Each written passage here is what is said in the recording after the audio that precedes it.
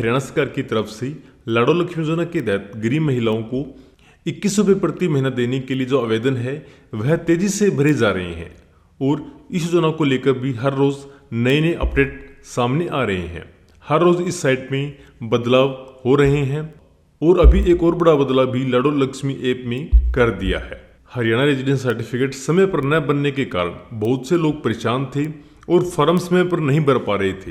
तो जिनके अभी तक हरियाणा रेजिडेंस सर्टिफिकेट नहीं बने हैं वह भी अपना जो फॉर्म है वह बिना रेजिडेंस सर्टिफिकेट के भरवा सकते हैं।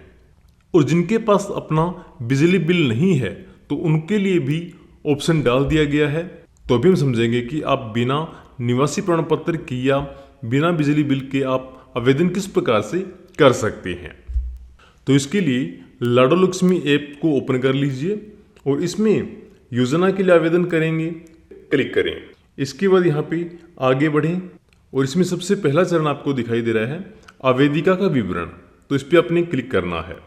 इसमें सबसे पहले आवेदिका की विवाह स्थिति यानी जो एप्लीकेंट है वह मैरिड है या अनमेरिड है या विधवा है या तलाकशुदा है, तो जो भी उसकी कैटेगरी है वह इसमें चूज करनी है।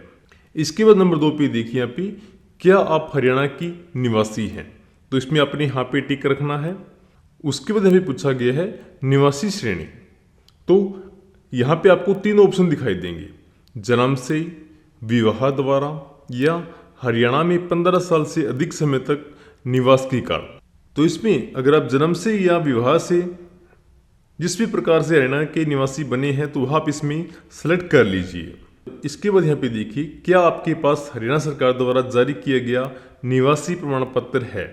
तो अगर आपके पास निवासी प्रमाण पत्र है तो यहाँ पे आप हाँ पे टिक कर दीजिए और यहाँ पे निवासी प्रमाण पत्र संख्या में आपका जो निवासी प्रमाण पत्र का जो पंजीकरण संख्या है वह इसमें अपलोड करनी है।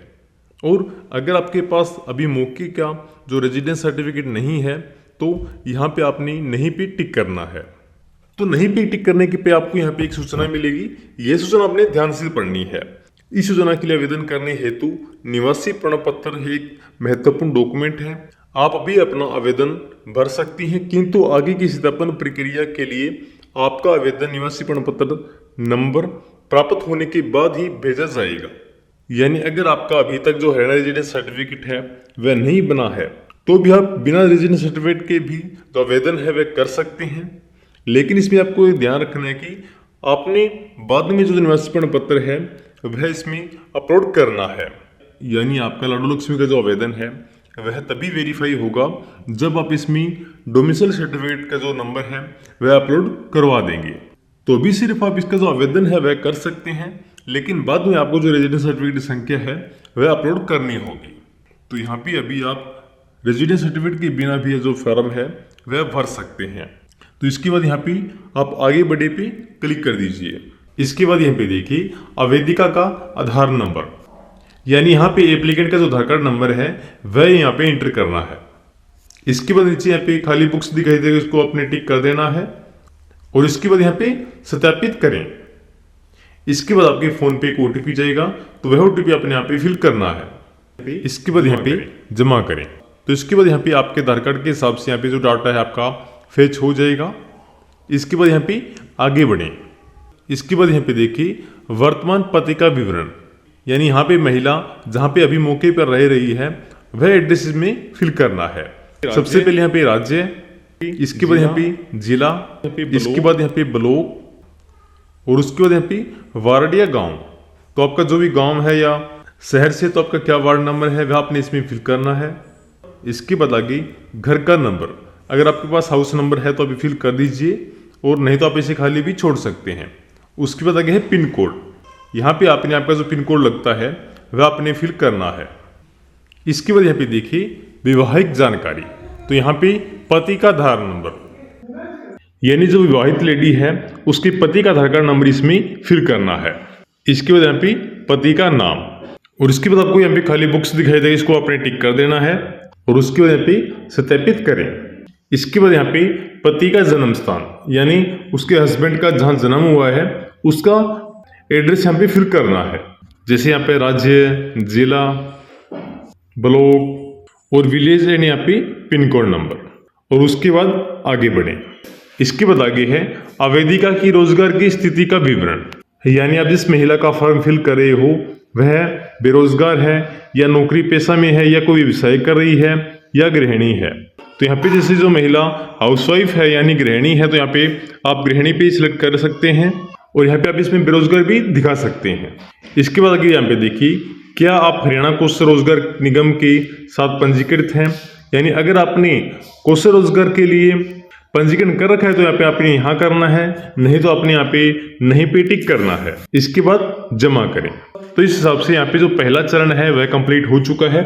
उसके बाद यहाँ पे दूसरा चरण, इसमें सबसे पहले है वर्तमान निवास की स्थिति, यानी अभी आप कहाँ पे रह रहे हैं। तो इसमें जैसे अगर आप किराए पे रह रहे हैं या हॉस्टल में रह रहे हैं या बेघर हैं या कोई सरकारी क्वार्टर आदि में रह रहे हैं तो उसके हिसाब से आप यहाँ पे फिल करना है और उसके बाद यहाँ पे आगे बढ़ें। इसके बाद आगे है आपकी विवाह से पहले आवासीय पता, यानी शादी से पहले आप कहाँ पे रहते थे उसका एड्रेस यहाँ पे फिल करना है, यानी यहाँ पे आपके जो मायके का एड्रेस है वह इसमें फिल करना है।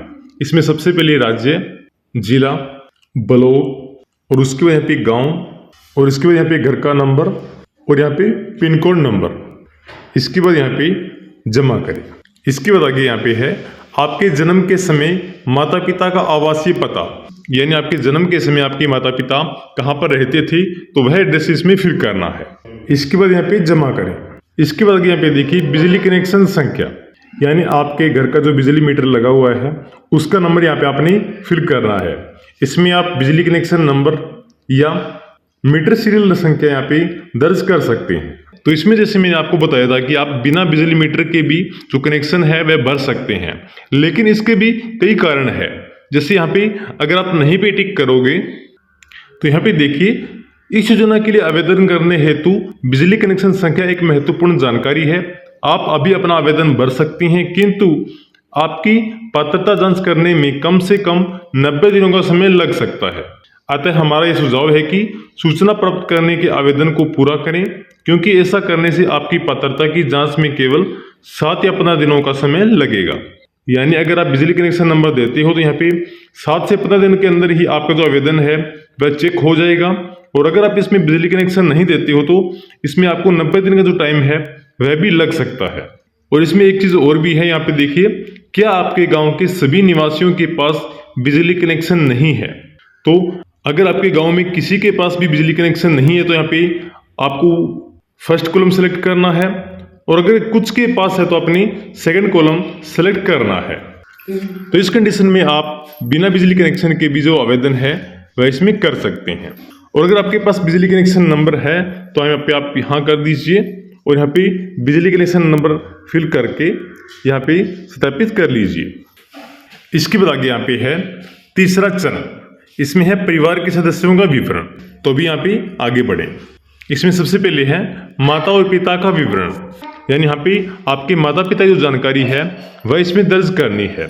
जैसे यहाँ पे पूछा गया है पिता की जीवित स्थिति चुने, तो अगर आपके पिताजी जीवित है तो यहाँ पे आपने जीवित सेलेक्ट करना है, और अगर आपके पिताजी की मृत्यु हो चुकी है तो यहाँ पे आपने मृत को सिलेक्ट करना है। इसके बाद यहाँ पे अगर पिताजी जीवित है तो यहाँ पे आपके पिता का जो आधार कार्ड नंबर है वह इसमें फिल करना है। इसके बाद यहाँ पे माँ की जीवन स्थिति चुने, तो यहाँ भी आप जीवित मृत यहाँ पे सिलेक्ट कर लीजिए, और आगे यहाँ पे माँ का आधार कार्ड नंबर, और अगर आपके जैसे माता या पिता की मृत्यु हो चुकी है तो यहाँ पे आपको मृत्यु की जो डेट है वह इसमें फिल करनी है। और अगर माता जीवित है तो यहाँ पे आपको आपके माता का जो आधार कार्ड नंबर है वह इसमें एंटर करना है। इसके बाद नीचे माँ का नाम, इसके बाद जमा करें। इसके बाद आगे यहाँ पे देखिए सास और ससुर का विवरण, यानी यहाँ पे आपके सास और ससुर का जो विवरण है वह आपने फिल करना है। तो जैसे आपने यहाँ पे माता पिता का विवरण फिल किया है उसी हिसाब से यहाँ पे आपने सास ससुर का जो विवरण है वह इसमें फिल करना है।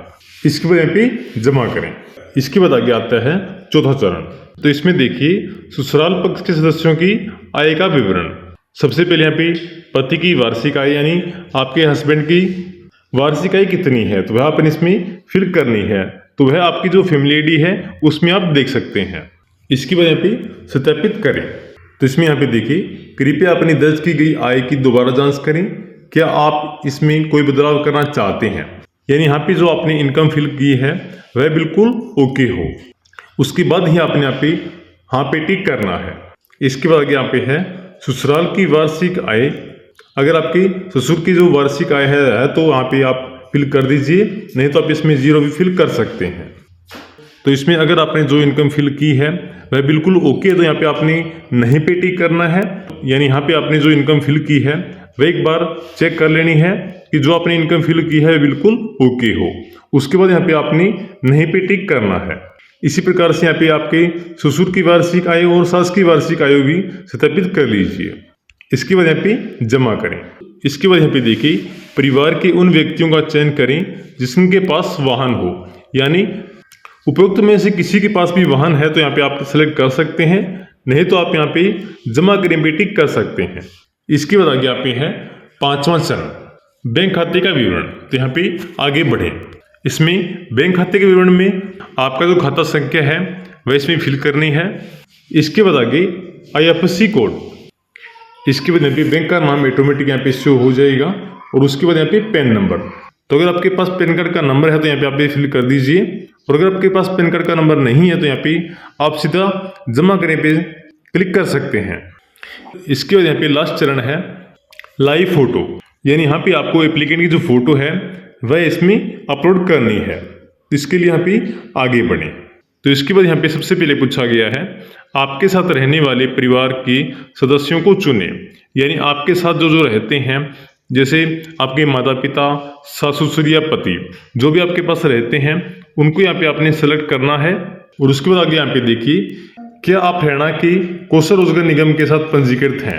यानी यहाँ पे आपके हस्बैंड का पूछा है कि अगर आपने हस्बैंड का कौशल रोजगार निगम में पंजीकरण करवा रखे तो यहाँ पे आपने हाँ करना है, और नहीं तो यहाँ पे आपने नहीं पे टिक करना है। इसके बाद जमा करें। तो इसके बाद यहाँ पे देखिए फोटोग्राफ निर्देश नियमानुसार, जैसे पृष्ठभूमि यानी बैकग्राउंड साधारण होना चाहिए। यानी आपका जो बैकग्राउंड है वह बिल्कुल साफ होना चाहिए, उसके पीछे कोई दूसरा व्यक्ति या वस्तु नहीं होनी चाहिए। अपना चेहरा कैमरे के बिल्कुल सामने रखें। तो इस प्रकार से इंस्ट्रक्शन है वह आपने एक बार पढ़ लेनी है। तो इस प्रकार से आप लाइव फोटो करके यहाँ पे जो फॉर्म है वह आपने कंप्लीट सबमिट कर लेना है। और यहाँ पे फोटो करने के बाद यहाँ पे आपके सामने आवेदन की स्थिति यहाँ पे इस प्रकार से यहाँ पे शो हो जाएगी। तो इस प्रकार से आप खुद घर बैठे भी अपने मोबाइल फोन के माध्यम से लाडो लक्ष्मी योजना के लिए जो आवेदन है वह कर सकते हैं। तो यह वीडियो आपके लिए काफ़ी हेल्पफुल रही होगी, और अगर आपको इसके बारे में कोई और जानकारी चाहिए तो मुझे कमेंट बॉक्स में कमेंट कर सकते हैं। मेरी पूरी वीडियो वॉच करने के लिए आप सभी का बहुत बहुत धन्यवाद। जय हिंद, जय भारत।